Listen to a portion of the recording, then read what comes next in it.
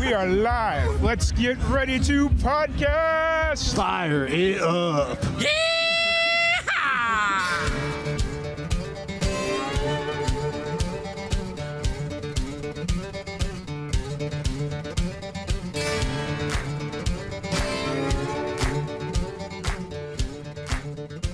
What's going on, everybody? Tom Quiet here, live and amplified. Welcome back into the Indie Fusion podcast. We have a very special guest joining us. We have Tyler Daniel.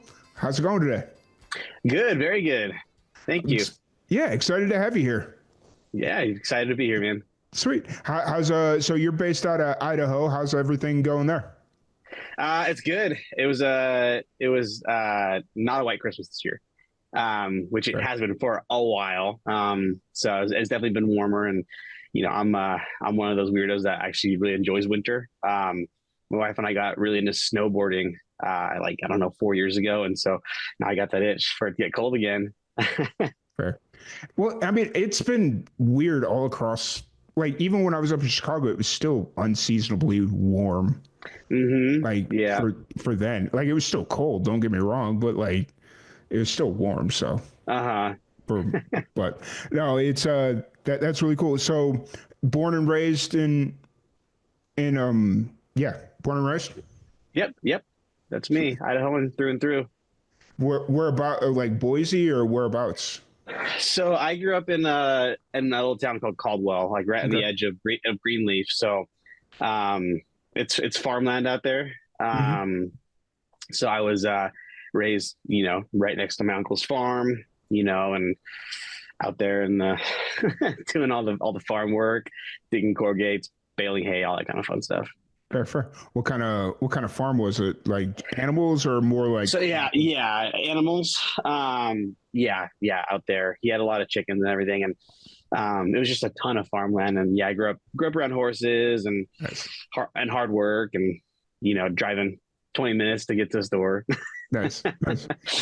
Next time I drive through Idaho, I need to like actually stop there, like, because I went out right before the pandemic. Actually, it was like in July of 2019. We stopped in Salt Lake City, Utah, and then we were going up to Montana, and we went right through Idaho.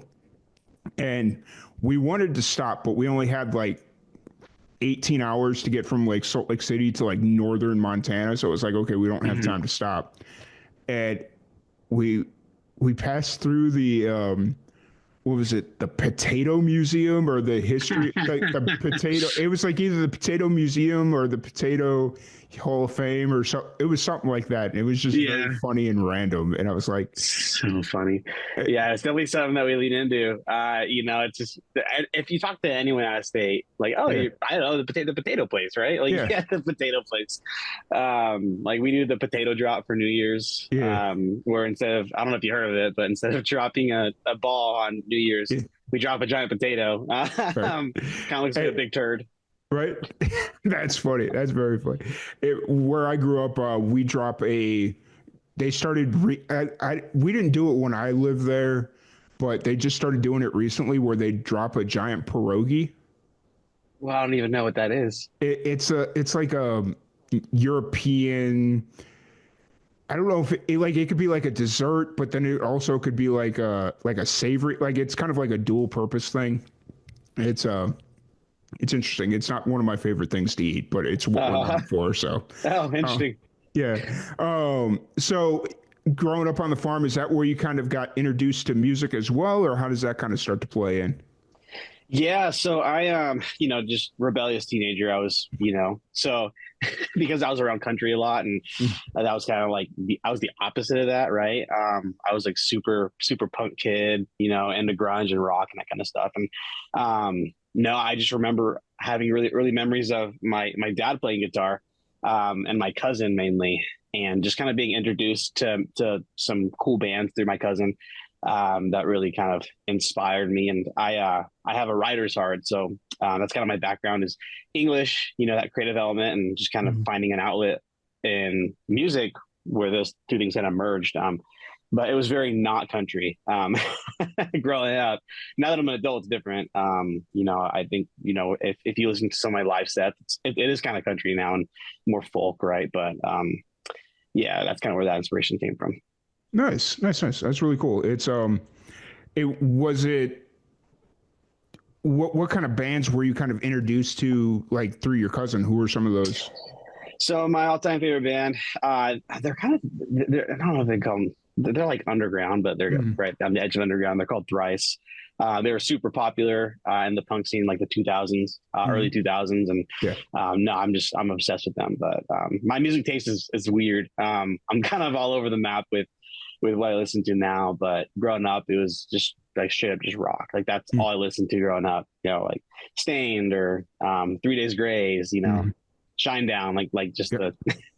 those those guys. But yeah, and as an adult, my taste got weird. Fair. It. You were speaking my language there. For like, it's like for whatever reason, I wasn't. My mom didn't like that I listened to that music, but it was just kind of like that's what was drawn to. Like Hmm. whether it was like 3 Days Grace or Disturbed or like Yeah. oh, who is the other one? There's a couple other like bands in kind of like that ballpark where it was just kind of like, Hmm. yes, I love this. So Yeah, that's your jam, man. And right. I grew up working at like the local music place, right? We call the Yeah. Idaho Center. My mom she worked in the back office, so she was able to get me a job. Me and my friends actually. So during high school, we helped like tear up, set down, like take out trash during concerts, cleaning puke out toilets, that kind of stuff. But we just like lived and breathed concerts because of that. And more often than not, it was like Warp Tour and Yeah. like X Fest, like and all these awesome bands have come through, and just kind of being in that environment growing up, idolizing it almost like, man, I want to be that like one day. Right. Right. Right. What was the like I guess craziest or cool band that you got to see in high school while you were working? Oh man. Yeah, I saw Stained live was really good. Yeah. Um, oddly enough, not oddly enough, they're actually a really good band, but I remember not being super duper into Corn growing up, but then I Hmm. saw them live, and just their live set was just, I blew me away. They opened up for Avenged Sevenfold, Mm. and I like Avenged Sevenfold a lot. Yeah. Seeing them live though, I don't know if it was just a bad night. You know how that happens sometimes. But Avenged Sevenfold was off their A game, whereas the Corn was on it, and after that, I'm like, cool, Corn is a really good concert. Right. But no, I just have such fond memories of just those big festivals. Going stage to stage, trying not to get pushed into mosh pits because we were just Yeah. scrawny little guys and get thrown around. And I remember crowd surfing a lot. And oh man, Yeah. good It stuff. it kind of so a couple years ago I saw red jumpsuit apparatus at Nice. like a little it was a small venue, like two, three, maybe 400 people max in this venue. Mm-hmm. And I was really confused by the setup because it was like four or five bands on, like they were all touring together, but it Mm-hmm. was comprised of like the same 7 or 8 people. So like one band would get on and it'd be 5 guys, and then the next band would get on and like the bassist and the guitarist would switch, and then the drummer would get off and start singing, and then the singer would sit down, and it was just kind of like this weird amalgamation of Hmm. musicians. And then red jumpsuit gets on and it's same situation. The only thing that really changed was like the singer, and it was just like this, I don't know. It was like, okay, this is show 972 of 1,000 city tour or what, like you get what I'm saying. Yeah. Yeah. And it was just Huh. kind of like, man, I was hoping for better, but Yeah. I've never heard of that before. Budget cuts. I don't know. yeah. What you know, this was also right at the tail end of the pandemic, so it was just kind of like, you that know, makes sense. everybody was a little hesitant about everything, but Mm, yeah. So that's cool. crazy. So you just I guess started a new project. Is that kind of the best way to word it, or Yeah. Yeah. That's the best way to word it. it's called Shepherd Bridge. What's kind of Mhm. the idea behind it? Shepherd Bridge, it's kind of an amalgamation of all my life experiences, like culminating into like one creative outlet is really what it boils down to. I started well, we just released our debut single, Armor. Yeah. And we've been working on that thing for like 5 years. So it's awesome to be at a point now where we're actually starting to, push out our music. And I guess in like the heart of the project is to basically tell my story and my testimony with, finding light, fighting darkness, all that kind of stuff. And then using a creative outlet to kind of convey those themes and messages of hope and, and light and perseverance through music and storytelling. So that's really what it boils down to. And so when I say it's kind of an amalgamation, because it kind of is, right? Like the music is a big part of it, but so is the storytelling and, even more important, the heart of what those two things represent. And, for me growing up, music was a big source of hope for me. Kind of going through life's challenges and just kind of seeing how those creative outlets can mean something very special for people. But, just that's, I guess, how people understand themselves. And they understand themselves more in the music they listen to than they do trying to analyze themselves in a mirror, Yeah, absolutely. Absolutely. So you said you'd kind of been working on this for the last 5 years, you said? Yep. So I started a previous project that I killed with some buddies of mine, and then kind of started working on an album for that, realizing it wasn't going in the direction I wanted it to go.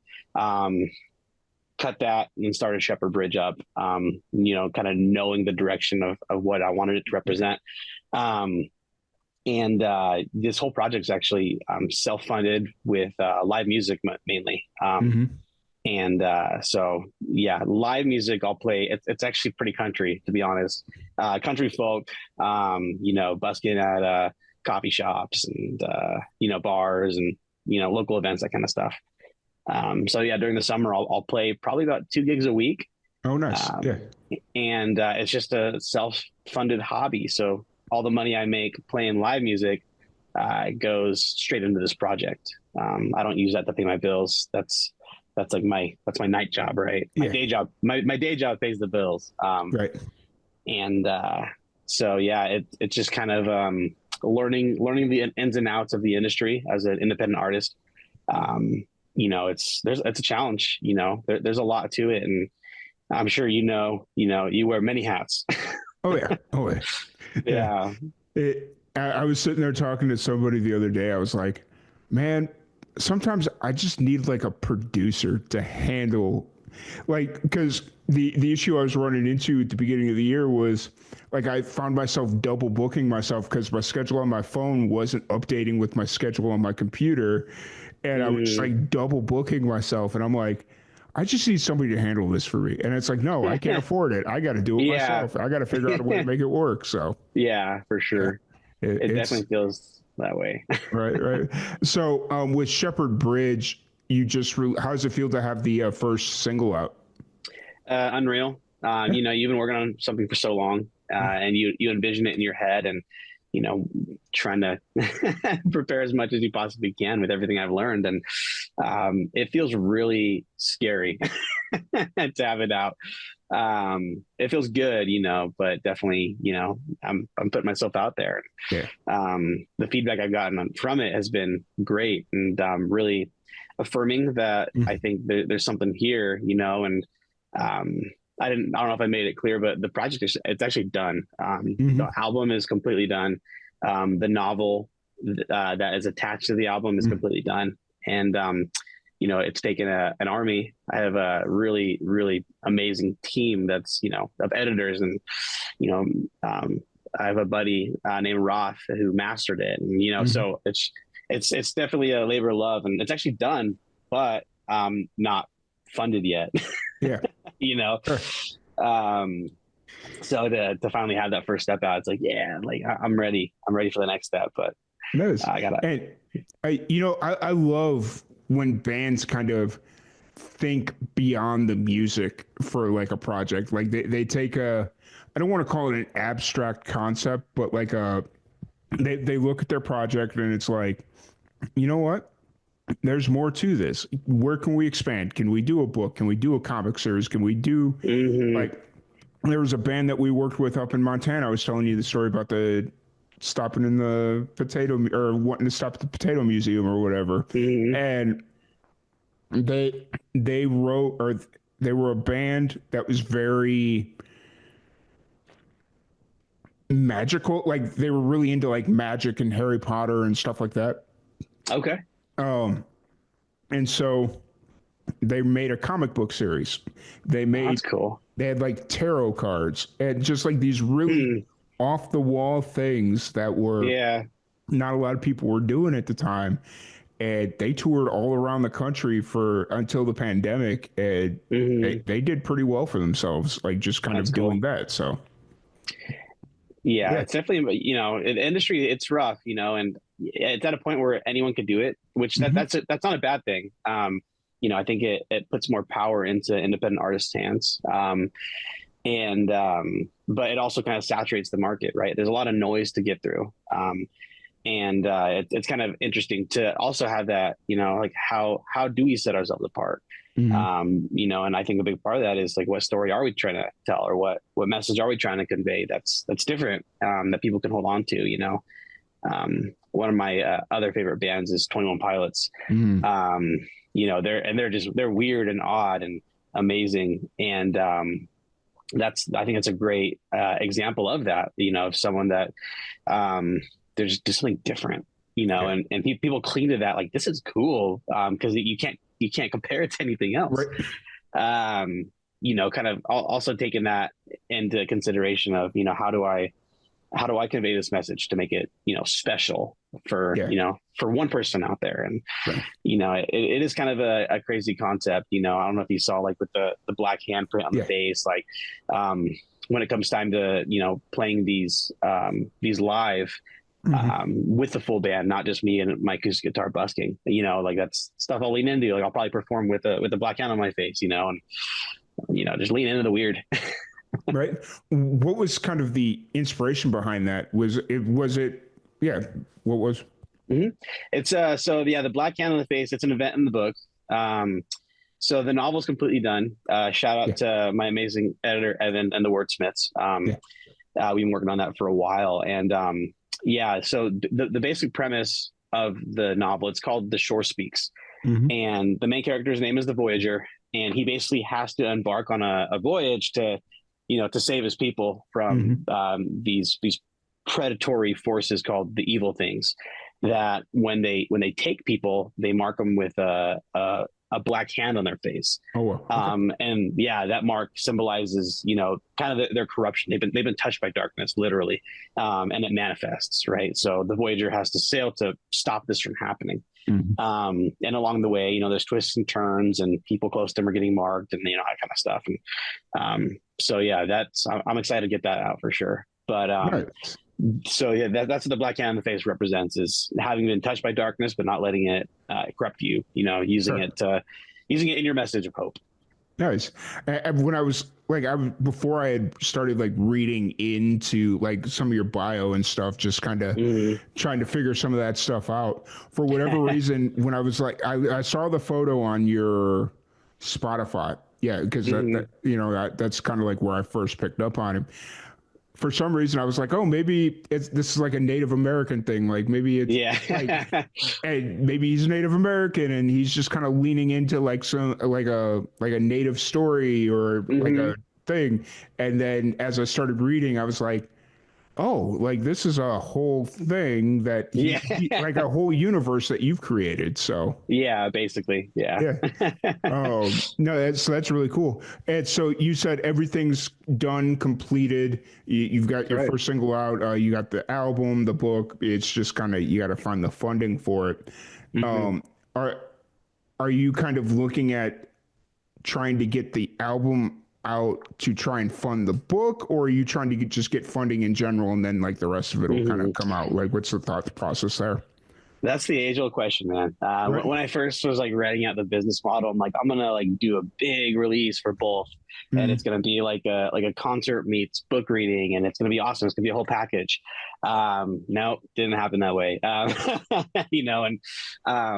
I think just kind of with the feedback I've gotten from Armor, knowing like, yeah, I'm definitely gonna, this is something that I'm gonna pursue and go forward with, and kind of reassessing the business model. mm. Um, I'm not sure is the direct answer. It's kind of liberating though. Like I don't have a deadline now. Like Sure. I don't want to rush it. Yeah. Um, I think what I'm going to end up doing is making hard copies of both. Hmm. Like having a physical book, having a physical album, and kind of dispatching those as people want to purchase them before I Hmm. release them out. To kind of use that to fund the international release. I think that's going to be the model I'm going to do, but Sure. it's still kind of I'm drafting it. So Sure.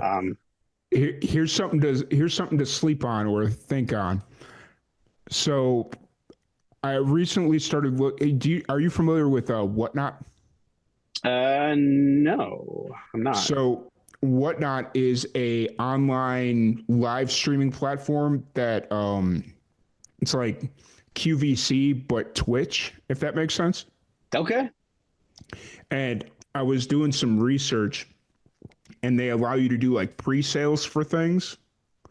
So okay. that might be an avenue for you to look into, like pre-selling the book and or album, but like you're Mm, sitting there talking about the project, kind of explaining it, playing mute, like however you want to, kind of look at it. But I think yeah. that might be a really cool, unique opportunity for you to just kind of like not jumpstart getting it released, but like try and Hmm. find alternative ways of getting funding and getting it out there. So That's a good idea. I'll have to look into whatnot. yeah, That's cool. yeah, it's Um, it's a newer platform. It's been out for probably about a year and a half or so. But yeah, so, okay, good to know. Yeah, because that was kind of one thing that was bogging me down before the release of Armor is trying mm, to get all these pieces to align and kind of seeing like I don't want to force a puzzle into being yeah, all the pieces to fit. yeah, They kind of need to fall into place as they do, and hmm, it's like I said, it's kind of liberating, honestly, to not have the deadline and to know that I do have the support yeah, that I have. Like I'm super humbled, like I have so much gratitude in my heart for even five people listening mm, to the song, and just knowing that people are excited about it that I'm yeah, talking to, and yeah, I'm I'm excited, and nice. there's no official date, but I got lots in the works, and there's definitely going to be another single that's going to come out before anything else comes out as well. Fair, So definitely look forward to that. fair. That was actually going to be my next question. If you were gonna Mm-hmm. like in the meantime, just continually put out like singles just to kind of Mm-hmm. progress the story and whatnot. So Yep. So there's going to be yes, Armor isn't the only thing. I'm going to release one other track from the album, mm, and kind of push that, and then from there, like start to really push like the the you know bigger. the bigger thing, Yeah, and use Armor and the next single as kind of the platform for that. Of hey, if you like this, uh, please, please. Yep. Because, like, I mean, I think at the end of the day, that's what really people kind of invest in is the receipts, like consistency and like knowing, oh, hey, this guy or this project, they're like consistently putting stuff out. And it's not Mhm. just, oh, this is going to be the only project we get from them and we'll never see him again. So why am I going to invest my Mhm. time or money? You get what I'm saying? For sure. So, Yeah, for sure. nice. Oh, and so you'd mentioned live shows. Are you kind of tuning down a little bit right now? Obviously, during the winter time because your day Hmm. job and whatnot. Do you play a lot of shows in the wintertime, or how's that kind of playing out for you? Yeah, so I'm in education, right? Yeah. So which is blends itself perfectly to doing live music in the summer. And Idaho actually is starting to get a really decent music scene. Yeah. That's really good. It makes it more competitive, which can be kind Hmm. of fun actually. Um, so during the summer, it's yeah, I'm busking and I'm playing, 5 hours Mm. every week, 5 to 6, 7. It Yeah. depends. And yeah, during the winter, that kind of pulls back to probably about one a month, to be honest, which I'm super comfortable with because I'm pretty bogged down with work anyways. Right. Fair. But then as soon as I'm on summer break, then I know it's time to get out there, you know? Yeah, absolutely. It's kind of cool. It's cool that you mentioned that Idaho's scene is really starting to pick up, because right around 2019, I was actually looking to move out to Boise. My job, we had the company I work for, we had an opening out in Boise, or actually Twin Falls technically, but and I was looking to move out there, and I started like just kind of but looking into the scene out there, and I met a few people, and they're like, it's struggling a little bit, but we're doing some things, and we'll see. We'll kind of see what happens. And then obviously a year later, the pandemic hits. And I kind of kept in touch with some of those people, did a couple of podcasts and whatnot. But honestly, over the last 3 years, I haven't really. You're like the first person from Idaho that I've had on, so it's just kind of like, it's cool that like there's like a resurgence kind of coming back in. So it definitely is, and we have a music festival called Tree Fort that happens every year, and that brings in a ton of talent. And they built a venue downtown for the first time, like an actual like concert hall, and they keep that open year round, And so I'm seeing like, that's one of the coolest parts about this industry, from the lowly independent side of being a smaller musician, is making those connections. And because they're genuine, right? Like, it's almost like I scratch your back, you scratch mine, right? I'm gonna support you, you support me, and it's a mutual relationship. But yeah, my Idaho peeps, the musicians around here that are doing what I'm doing, and you root for each other. Like it's like I said, it's competitive, but it's fun because you see them succeed, and like, yes, like my some of my friends, they're in a band called Town of Trees. They're phenomenal. And they just opened up for Judah and the Lion a couple months ago, and I'm just like, hell yeah, like we root for each other in Idaho, and that's a cool thing. Oh yeah, I forgot. Town of Trees is based in Idaho. I forgot about, we had him.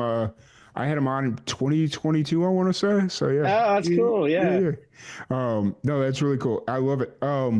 So kind of looking forward. Obviously, you've got a lot of things in the works with the upcoming album, the bigger project, the album, the book, all that fun stuff. When you do get 5 minutes to yourself outside of work and whatnot, what do you like to do to kind of decompress and stuff like that? Family time. Yeah, I'm a family man. I got a 2-year-old, and it's a nice, warm, conventional household. And that's my priority, like, the music thing, it's amazing to be able to do this, and, but really that's what it's all about is my family. Nice. So yeah, every second I can, it's spending time with them. Nice. And you guys will just kind of hang out or go, like, I'm guessing being in Idaho, it's like pretty common to be outside. If that's a oh yeah, for sure. Next year, my son will be old enough to introduce to the mountain, so we'll snowboard next year. Aside from that, we have a ton of family and friends. I call them the infantry, but every single one of my friends, we all had kids at like the exact same time. Wow. So when we get together, it's just mayhem of, like 22-year-olds running around and fighting over toys. And that's usually what my day-to-day looks like. Perfect. which is a blessing, man. I love it. Nice. That's cool that all your friends had kids right around the same time. So your friends, your kids will be friends with your friends' kids. Wow. That was a little bit of a mouthful there. You got it. But no, that'll be interesting to kind of watch them grow up and see who like actually remains friends. Because like I remember that happening. Like when I grew up, like my parents' friends, I was friends with all their kids for a little bit, and then like things started to fragment and segment and all that stuff. So yeah, it'll be interesting to watch that one unfold. Yeah, and growing up in Idaho, like it's a tight knit community, right? And so I've had the same group of friends since I was 6. And some of them I see like every other day still. And others that, life just kind of drifted us apart. When we get back together for holidays or for birthdays, it's just, we just fall right back into it. Like, Right. We don't skip a beat. Right. So yeah, it's when I'm not doing music, just imagine just a Idaho evening, and that's my life. A lot of potatoes, or no, not really. Nonstop. No. Right. That'd be very, very funny. Yet I feel like that'd almost be a stereotype where Idaho, all you eat is potatoes or something. I feel like that'd be a very odd stereotype. So I'd actually really do like making baked potatoes. I'm not gonna lie. sure. I do like tater tots. That's like my go. I don't eat them as much as I'd like to, just because they're always like gone at the grocery store. So it's just kind of like, all right, whatever. I'm not going to cry about it, but Yeah. Yeah. We have some local burger joints in the area that, their fries are too good.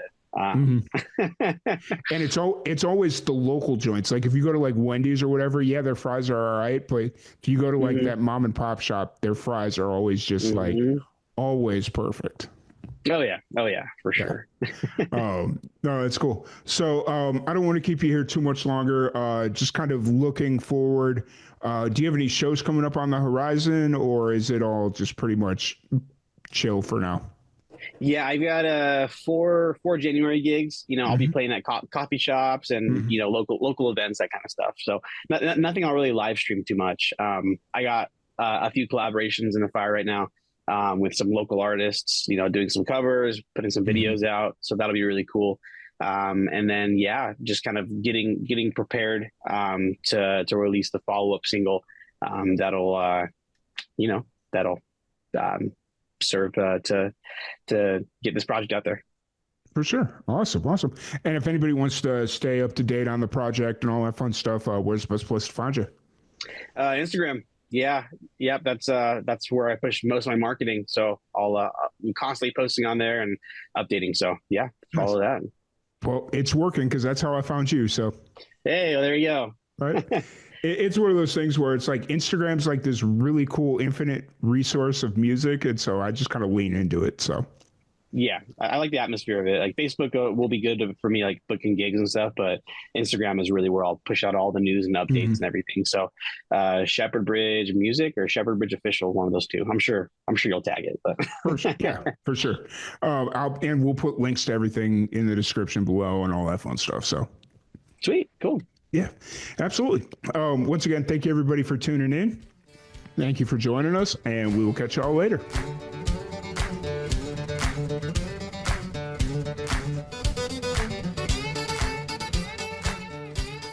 Thank you so much for joining us on today's episode of Live and Amplified's Indie Fusion podcast. If you'd like to support anything Live and Amplified does, please follow us on all of our social media platforms at Live, the letter N, Amplified. You can find us on Facebook, Twitter, Twitch, Instagram, YouTube, Threads, any of them, all of them, at Live, the letter N, Amplified. And if you would like to buy any official Live and Amplified merch, you can do so at our merch shop, link in the description below. Once again, thank you all. Have a great day.